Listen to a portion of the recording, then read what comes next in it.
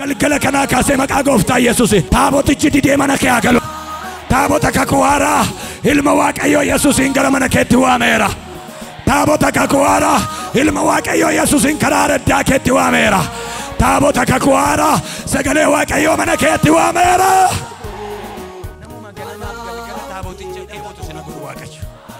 Ganama galgala jilbeenfatee namuma Waaqayyoon dura dhaabatee biddeena miti ulfina kee nama jedhu si haa godhu Waaqayyo. Ulfinicha galaana nama ceesisa.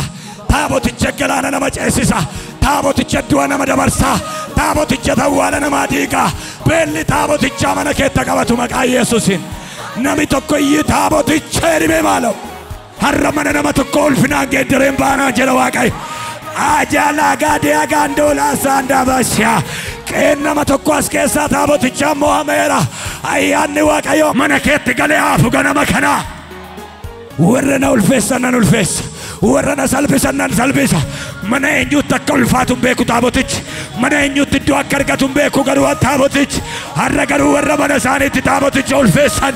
Har'a garuu warra mana isaaniitti taabotichaaf iddoo kennan. Waaqayyo ani iddoo kennaaf jedhaa jira. Waaqayyo ani nan kabajanaan jedhaa jira. Waaqayyo ani har'a nan ulfeessanaan jedhaa jira. Wanti warri si duraa hin barbaanne, wanti warri si duraa gatan, waan waldaan darbe irraanfate, waan waldaan darbe hojii hafuura qulqulluu ayyaana mana Waaqayyoo keessaa karaa kee Waaqayyo haa jalqabu ameen jedha. Nu wajjin gatii buleef taabotichi hiriyaa nuuf hin ta'u. Nu wajjin gatii tureef Yesuus hiriyaa nuuf hin ta'u. Deebi'aa taabotichi ulfeessaa taabotichi sin ulfeessaa. Deebi'aa taaboticha kabajaa taabotichi sin kabajaa.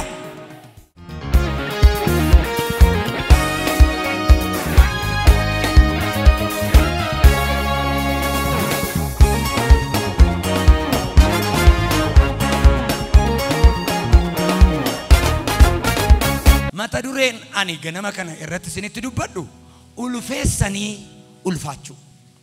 Kutaan macaafa qulqulluu lammaffaa Saamu'eel boqonnaa 6 oobdii midhaanii Naakoon bira yommuu ga'an immoo qotiyyoon konkolaataa sana harkisan waan gufataniif Uzaan sanduuqa kakuu sana qabuudhaaf itti hiixate.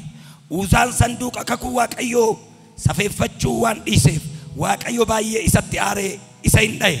Kanaaf inni achuma sanduuqa kakuu Waaqayyo biratti hin du'e.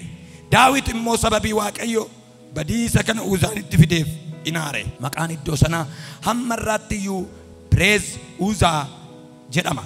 Kana jechuun badiisa Uzaa yookaan caba Uzaa jechuudha. Yeroon kun ta'etti Daawit Waaqayyoon sodaatee attamitti sanduuqa kakuu Waaqayyoo anaaf fidduree jedhe. Kanaaf Daawit sanduuqa kakuu sana gara mandaraa isaan itti fudhatee galuu waan hin barbaanneef mana Obed Edom nama gatiitti jallise. Sanduuqi kakuu Waaqayyoo ji'a 3 mana Obed ture.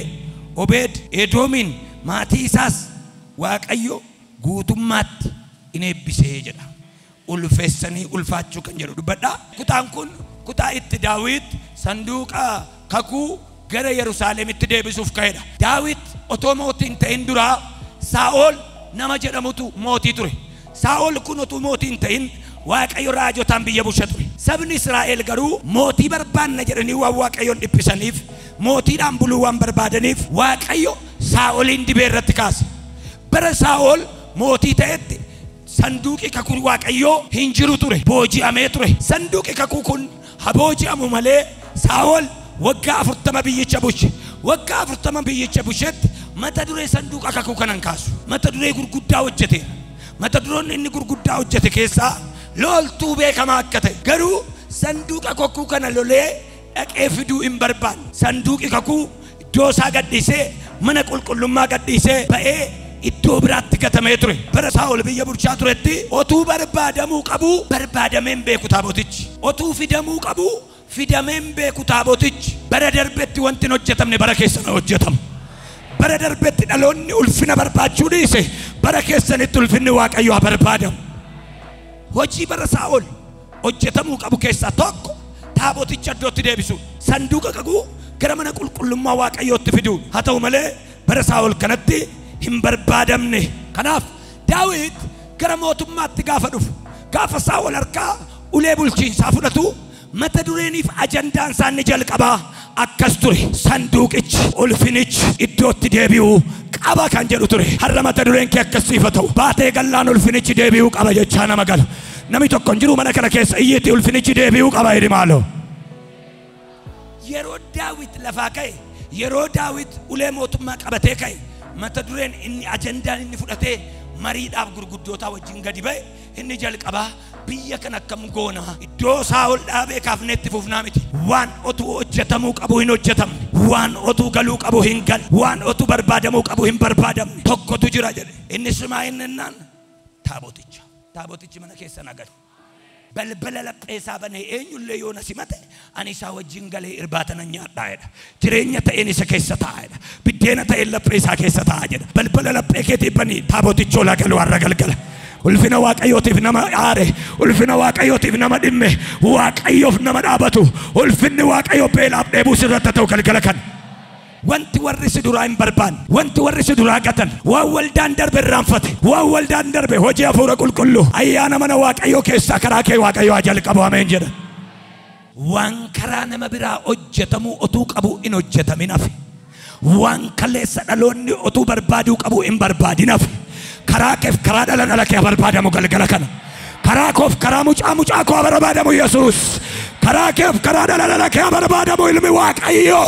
Hirree waaqayyoonni kaleessa lafa raasu barbaadamu. Sagaleen kun laphee keetti galu galgala kana. Warra beelaa warra dheebotan irraa hafuurichi naaf hafuu galgala kana. Ulfinicha jedhee maal? Ati socho'i malee waaqayyo waan sochoosu qaba. Ayyaanichi naa dhufa jedhee maal? Humnichi naa dhufa jedhee maal? Taabotichi naa dhufa jedhee dabaleeti. Sagalichi naa dhufa jedhee dabaleeti. Galgala kanaa kaasee maqaa gooftaa Yesuus. Taabotichi didee mana kee haa galu abeet. Balballi kee banamu taabotichi olaa galu ameen jedhan. Taabota kakuwaaraa ilma waaqayyoo Yesuusiin gara mana keetti waameera. Taabota kakuwaaraa ilma waaqayyoo Yesuusiin karaa addaa keetti waameera. Taabota kakuwaaraa sagalee waaqayyoo mana keetti waameera. Barbaadamuu otuu qabu bara Saa'ol waggaa 40 waan quubna garaa tokkotu irraanfatamee ture. Biyyi taabota malee jiraatte, manni qulqullummaa taabota malee jiraatte. Ati mana qulqullummaa waaqayyooti taabotichi dhufee si keessa boqota. Ani isin keessa isin immoo wal keessaan baanu jedhe Waaqayyo. Qobaa deemuun afeera galgala kanaa kaasee taabota baattee deemta ameen jedhe. Saa'ol waggaa 2 duwwaa hafuura qulqulluudhaan gaggeeffame waggaa 38 foonuma isaatiin bushe hafuurri irraa baqatee ture. Barbaadamuu otuu qabu waan hin barbaadamne tokkotu jira mana Saa'ol. Saa'ol ofuma isaa hojjeta. Gateettii isaatti hirkata, dandeettii isaatti hirkata, miidhagina mucaa isaatti hirkata, mootummaa isaatti hirkata, meeshaa lola isaatti hirkata, dhedheerottatti hirkata. Bara Saa'ol biyya bushaa turetti mana Isee keessaa Daawitiin malee Saa'ol ijoollee 3 fudhateera. Hangafa sayyuu warra gateettii babal'aa marate. Ijoollee 8 qaba Isee. Ijoollee 8 keessaa isheen xinnooniif isheen gatamtuun isheen hoolaa eegdu Daawit turte. Macaafi qulqulluun obboloota isaatii gadi jedha malee miidhaginaan immoo baay'ee bareeda. Saa'ol namoota gateettii babal'aa walitti qabateetu taaboticha ni ilaalu, taabotichatti nagarsiisan. Gateettii jaraatitti mul'ata ture. Har'a garuu anaaf sitti gateettii namaa gidduudha.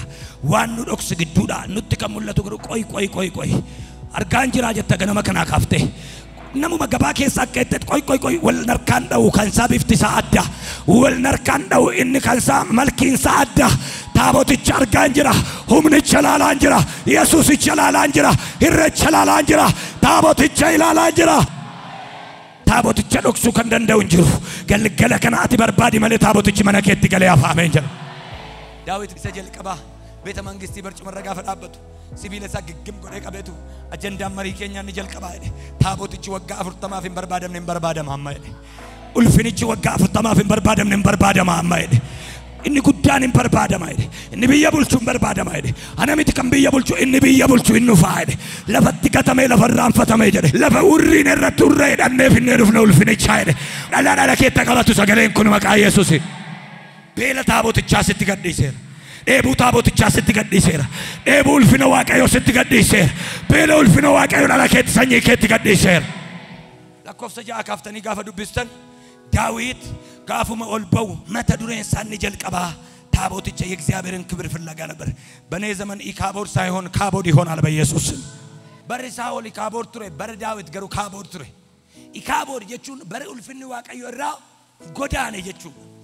Kaabod jechuun immoo bara taabotichi deebi'e jechuudha. Bara keessanitti maqaa Yesuus Kiristoosin kaabod siniif haa ta'u. Taabotichi karaa ittiin communication waaqayyo wajjin godhan gara taabotichaatti deemameetu taaboticha bukkee dhaabatamee iddoo argama waaqayyooti waan ta'eef karaa sana malee waaqayyoon arguu waan hin dandeenyeef har'as karaa taabota keenya malee eenyullee gara abbaatti darbuu hin danda'u. Taabotichi anaaf abbaa walitti fideera namni jedhu taaboti kakuu haaraa Yesuus ilmi waaqayyoo anaaf abbaa walitti fideera kan jedhu mana kana ameen jira gidduutti.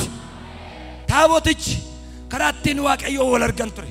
Daawit gaafuma ka'u ulfina yookaan argamuu waaqayyoo dheebote በእግዚአብሔር መገኘት ውስጥ መኖር ነን ከበጀ ታቦትቼ ዱፌ ዲሴቦ እንጀነ ከሳውል መምጣት አለበት። የግድ ካቦድ መምጣት አለበት። የግድ ulfinichi dhufu qaba. የግድ ከበጅች dhufu qaba. የግድ እንሱራፍ ሲምቦ ቀቡ dhufu qaba. የግድ waaqayyoon ጀረመ dhufu qaba. waaqayyo dhufe ነው ግዱ ተርገመው qaba. ኤቡ ulfina waaqayyo dhala keessaniif kan qabdan taabotich mana keessan galee afu ameen jira. ታቦትቼ ጀራሜ ማሉ ዳዊት ታቦትቻፍ ዱር ሰላት ulfina waaqayyootiif dur salaate barcumichirra taa'uudhaaf hin gaggamne barcumichirra taaboticha kaa'uudhaaf garuu gaggamne. Daawit ulfinni isaa argamu waaqayyoo ture. Namuma ganamaaf galgala taaboticha dheebotu sina godhu waaqayyo. Ganama galgala jilbeenfatee namuma waaqayyoon dura dhaabatee biddeena miti ulfina kee nama jedhu si'a godhu waaqayyo. Ulfinicha galaana nama ceesisa. Taaboticha galaana nama ceesisa. Taaboticha du'a nama dabarsa. Taaboticha tawwaala nama diiga. Taaboticha abwaara keessaa nama kaasa. Beelli taaboticha mana keetta qabatu maqaa Yesuusin. Nami tokko iyyuu taaboticha erime maalo. Taaboቱን እንዲመጣ እፈልጋለሁ። ክብሩ ቤቱን እንዲወርስ እፈልጋለሁ። ልባችሁ የእግዚአብሔር ታቦት መኖሪያ እንዲሆን እፈልጋለሁ። የእናንተ ቤት ያ የእግዚአብሔር ታቦት ማረፊያ ይሆን ዘንድ እፈልጋለሁ። የኢየሱስ መቀመጫ ዙፋን ይሆን ዘንድ ታቦትችን ዱረ ደማ አኒፈት ዱዱ በደምና ሰገዲ ቀበሙ ገዲ ቀባ ሰውል ቀበሙ ወል ቀባ ኤበዶ ከታዛቦን ነርግነ ደበርሰኑ ትከና ቦደ ደሚ ማለ ሲዱራ ደሙ ማለ ሲዱራ ባው ማለ ሲዱራ ደሙ ማለ ኡልፍንቺ ሲዱራ ባው ማለ ታቦትቺ ሲዱራ ደሙ ማለ በልበል ሲዱራ ትጩባሙ እንጅሩ ጫብሴ ከራበና ዋቃሽ አጃና ጋዲ ያላባሳ መይት ኡልፍንቺ አይድሜ ማለ ቆባ ፊግዴቱም ከነት ምልካው ደደብት ሲዱራቱ ባይኮ ጫብሴ ከራበናም ሲዱራቱ ባይኮ ማታሩ ኩቴብረ ሲደበርሳም ሐራቦዳን ተው ሲዱራ ደማ ዋቃዮ ቆባ እንደምቱ ቆባ ይረፍቱ ታቦትቺ ሲዱራ ባይራ ዳዊት ጋፉ መከው ulfina ታቦትቺ አፍከኑ ጀልቀም ጋፉ መዱፎቱን እንዱ ፊዋን ዱፉ ቀቡ ጅራይ ከመግባቴ በፊት iddoo guddaa qabachuu koo dura iddoo guddaa kanan kennuuf iddoo guddaa otoon iseenin iddoo guddaa kanan gashadhu na dura ol galuu kan qabu tokko jira jedhe eesseenna taaboticha waa waggaa 40 duraa dubbattaa ennaan waggaa 80 yoo ta'e ulfinichi dhufu qaba barana ulfeesseen ulfaadha jedhime maalo kabajeen kabajama jedhime maalo taabotichaaf iddoo laadha jedhime maalo Yesuusiif iddoo laadha jedhime maalo eenyu lapheesa kana rukutee barcuma waaqayyo godhee kan kennu galgala kana kaasee barcuma waaqayyo siifata lapheenke iddoo buufata waaqayyo iddoo buufata taaboticha iddoo Yesuus irra taa'ee ara galfatu siifata lapheenke ታቦቱ ያስፈልገናል ክብሩ ያስፈልገናል የተላለም ሕይወት ያለበት ሰንዱቅ ከኩሱን በርባችሳ ህረን waaqayዮ ሱን በርባችሳ ዱርሰላኔ ፊቦዳን ዱርሰገላሜ ጀራ ታቦቲች mana aminadab jedhamu ture iddoo gatamuun qabnetti gatame iddoo raanfatamuun qabnetti raanfatame lafa dhiifamuun qabnetti namni irraa xaragu jiru namni axxanu jiru namni xaana dheessu jiru waggaa 40 guutuu raanfatame mana aminadab ture Daawitin ka'e mana aminadab nama 30 fudhate hindeeme karoorisa ulfinicha fiduudha taaboticha deebisuudha garuu Daawit adeemsa saasa jalqabaa keessatti ሚስ ዋን ጎሬ ተቆቀባ ታቦትቺ ቢላ ቀርለማ ተረጀ ታቦትቺ ሁምና ጉዳ ቀባ ታቦትቺ መንፊደ የት ዋን ነጥት መረቱ ሚቲ ከበጀሳ ባቴዱ ማችት ገተመ ጀር ዮቲ ገተስ ዮቲ ባተስ ኢየሱስ ክርስቶስ ኡልፍኒ ሳይራን ፉደተው ዮቲ ጃለተስ ዮቲ ጅብተስ ኤሰቱ ገት ኢየሱስ አሜን ጀራት ቢላሞ ፈምነ ተረጅራ ይቴ አሜን ጀራ ደበለቴ ማና አሜን አዳብ ተውሲ ታቦቱ ሚደፈራ ይምሰላችሁ ማንንም ሊነካው አይችልም namni itti bu'ee oolu tokko jiru ulfinichi akkuma jiru tarra jira beektaad so dhaqee gaafa fidu waan tokko miisko nama 30 sangaa xamadee mana Aminadaabi fuudhee ka'ee jedha otuu deemaa jiruutu iyyuu ja'a irratti qotiyyoon taabota baatu guufatee kufuuf ka'eera. Taabotichi inni deebi'ee deemu maaliif jennaan taaboti kakuu moofaa yoo dura isaatti dhiigi dhangala'e malee yoo qalameef malee ulfina isaatiif si'a 30 qomaa yoo deemte malee zim jettee taabotichi harka jira jettee baattee waan fiddu miti. Yeroo hundumaa akka ulfina kennitu barbaade. Maayikiroo sekendiitti akka tulfeessitu barbaade. Ulfinni kennamuufii qaba taabotichaaf. ኢየሱስif ከበች ከነሙ ቀባ ኢየሱስ ሲባል ሰውነታችን ሾክ ሊያረግ ይገባል። ይሄ ስም የሚከበር ስም ነው። ታቦቲቻ ፉቹ ጋፈ ደሙ ዋንቴ ጎቹ በርባዴ ረዳዊት ገሩ nama kuma soddoma daboo godheera garuu ulfina isaaf malu otoon kennin qotiyyootti fe'ee otuu deemu qotiyyoon kun gitintaranii kufuuf kaanaan Oozaan namichi jedhamu mucaa lafa taabotichi ture mucaa Abidaaraati. Taaboticha geesseen nu fayyadeetu jala duuka deemaa jira. Taabotichi kufuu kaanaan waa waggaa 40 mana keenya ture waan tureef waan mana keenya ture kun otuu inni kufuun laalu jedheetu hiixatee harkaan qabe jedha. Nu qaba malee nu isan qabu. Taabotichin kufuu isa kufuuf ka'e qabee dhaaba malee Oozaan hiixatee taabotichi kufuuf kaanaan qabe jedha. Taabotichi achumatti kutee lafa buuseedha. Hin kufee hin du'ee Daawit dhaabatee maal dogoggorree jedhe. Mana eenyu akka ta'e hin beeku malee karaarraa mana nama tokkotti gora taaboticha irra galgala. Otuma deemaa jirutti qeeraa jiminteetti galee hafa galgala kana. Qo'ee eebbiseen darbaa, qo'ee ulfeesseen darbaa, qo'ee waa godheen darbaa, qo'ee jijjiireen darbaa. Qe'ee warra kanaa waa godheen darbaa. Qe'ee warra kanaatti maqaa godheen darbaa. Suuqii warra kanaatti maqaa godhee darbaa. Mana warra kanaatti maqaa godhee darbaa. Jireenya warra kanaatti mataa godhee darbaa. Taabotichi mana kee galeera. Taaboticha jedhame maal? Oozaan achumatti kufee sana booddee Daawit sodaatee taabota sana ajjeesu. Taabota isa karaatti nama kutu. Taabotichi sira'ataani ittiin fayyadamtu taanaan brother waggaa 40 wajjin turre jiru. 83 si fudhadheef yoo jettanii 83 miti 13 yoo jiraatte fudhattee jennaan yoo kabajjen kabajamta warra na kabajan nan kabaja warra na salphisanoo na salphisa. Taabotichi mana kee 40 tureedhaaf miti. Qe'ee Oozaafaa waggaa 40 ture taabotichi. Qe'ee Oozaafaa waggaa 40 ture garuu Oozaan gaafa inni hiixateetti bu'u garuu hin kufee hin du'ee jedha. Taabotuun iyyaa kabbaraachuu kibaru har'as inni waaqayyoodhuma. Har'as akka gaafa simanne sanadha. Har'as akkuma gaafa jalqabaa sanadha. Nu wajjin gatii buleef taabotichi hiriyaanuuf hin ta'u.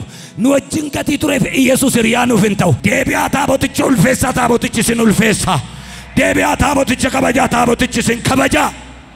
Hinna Daawit nama kuma soddomaan ajjabee otuu dhufu jarana jedhe gaafuunee hin gallu. Taabota nama ajjeesu taabota nama kutu kana fuunee gallee biyyan balleessinu jedhe mana Abidaaraa kaa'e. Mana Abidaaraa gaafa kaa'u taabotichi ji'a 3 mana Abidaaraa taa'e. Kaayyoon Daawit Yerusaalem keessa sabni koo hin du'in jedhee mana sana kaa'e. Yoo dhattessi fudhatee ara godhe taabotichi immoo beeka qaba waan godhu mana isaa seenaatti geeddaruudha siluma kan inni gale.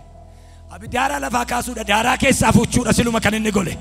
Oozaa kuffisee mana Abidaaraa kan inni gale seenaa Abidaaraa geeddaruuf seenaa maatii Abidaaraa gaddeessuuf lafatti jirtu mandara kee hin beeku safara kee hin beeku kottee waaqayyoo garuu balbala kee irraa dhaga'amu ganama kana mandara kee irraa dhaga'amu galgala kana sagalee jabaan sitti maa jiraan yoo simatte taabotichi balbala kee irraa kotteen isaa dhaga'amu. Waa kuffisee warra mana isheen galtu jedhan warra mana isaan galtu jedhan warra taaboticha irraa gargar si baasuu barbaadan kuffisee mana kee galu galgala kana seebbisee aboo galgala kana ulfinni taaboticha irra mana keessan irra haboo taaboticha wajjin gali kaapportii uffatteen bahin taaboticha uffadhuu bahi galgala kana. Daawitiin galee gara qeesaatti gaafa dhaggeeffatu akkam Abidaaraan sun jireenyi isaa akkam jennaan Abidaaraan beektom. Abidaaraan abbaa konkolaataa ta'e. Abidaaraan abbaa mana lamaa ta'e.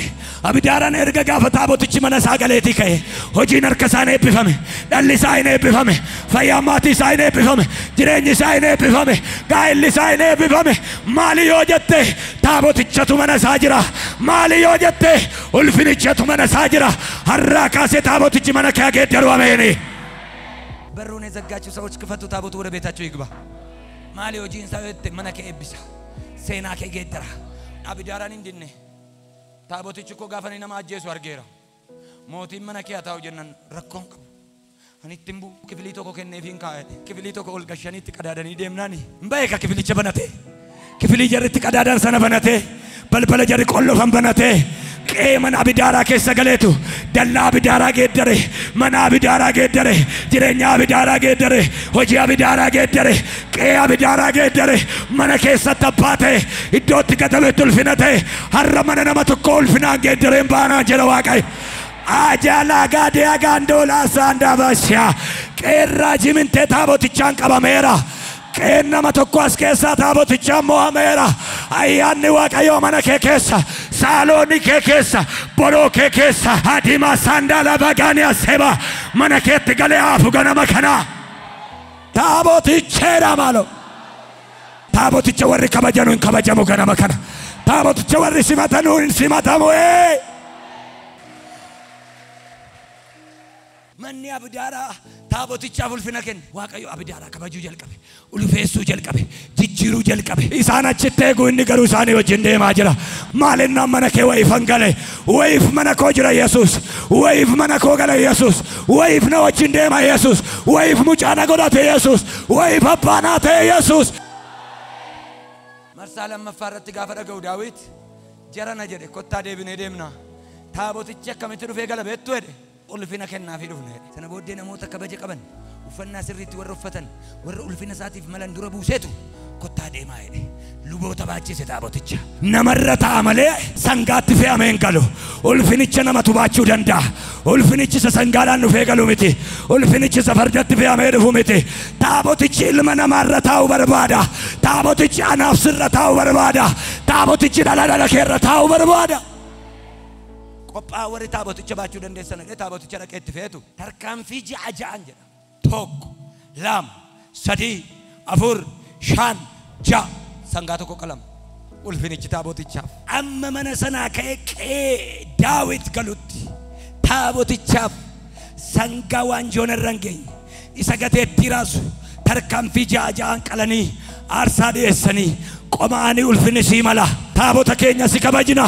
Bayya maayikiroo sekondi, bayya daqiiqaa, bayya irmijaa ልትከበር የሚገባ ልትባረክ የሚገባ kabajamuu sii mala, ulfeeffamuu sii mala.